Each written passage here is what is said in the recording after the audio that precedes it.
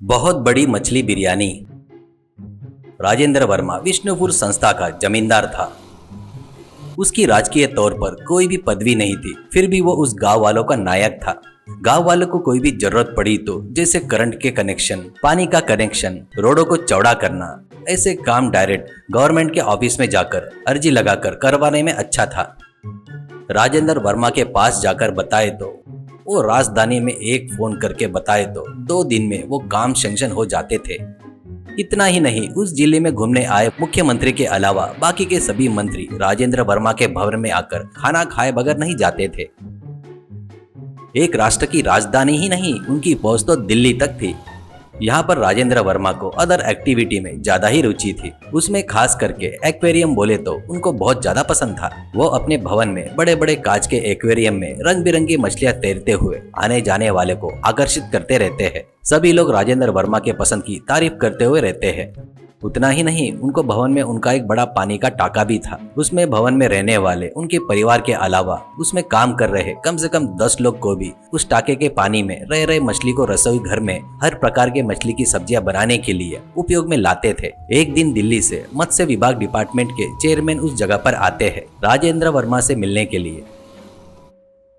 वो लोग बातें करते वक्त राजेंद्र वर्मा का बावर्ची लोकनाथ आकर, बाबू जी दिल्ली से आए हुए साहब के लिए क्या स्पेशल बना कर दूं, क्या बोलते हो, ऐसा कहता है। तो राजेंद्र वर्मा चेयरमैन जी से, आपको मछली के डिश में कौन सा ज्यादा पसंद है, बताए तो हमारा लोकनाथ बहुत ही टेस्टी खाना बनाता है करके बताता है। चेयरमैन हंसते हुए, मुझे मछली करी बोले तो बहुत पसंद है करके बोलता है। तो लोकनाथ, आपकी बातें खत्म होते तक स्वादिष्ट मछली करी रेडी करके रखता हूँ, ऐसा कहता है और जल्दबाजी से रसोई की तरफ आता है।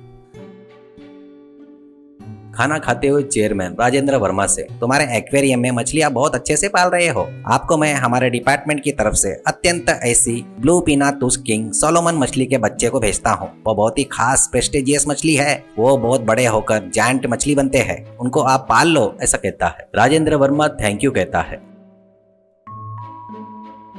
बताए वैसे ही उन मछलियों को संभाल कर लाकर देकर जाता है एक व्यक्ति और जाते जाते, इनको आप अपने पालने वाले मछली के टाके में मत डालो, इनको सेपरेट पॉन्ड बनाकर उसमें डालो, ऐसा कहता है।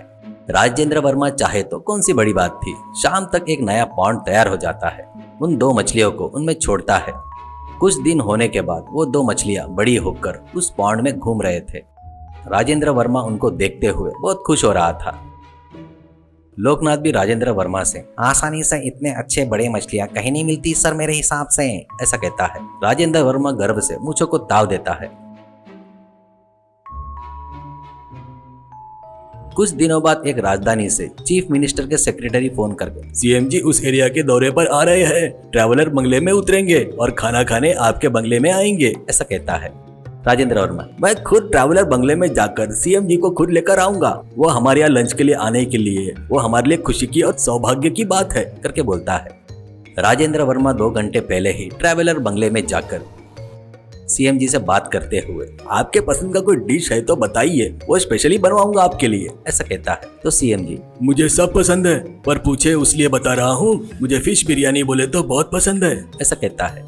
राजेंद्र वर्मा तुरंत फोन से लोकनाथ को बुलाकर, मुख्यमंत्री जी लंच के लिए आ रहे हैं, उनके पसंद का फिश बिरयानी है, तुम कितना अच्छा बना सकते हो वो तुम्हारी मर्जी है करके हंसते हुए बताता है।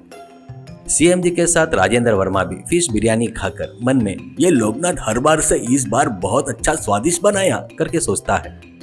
सीएम, फिश बिरयानी तो बहुत अच्छा बना है, अब तक कभी इतना स्वादिष्ट फिश बिरयानी नहीं खाया, ऐसा कहता है।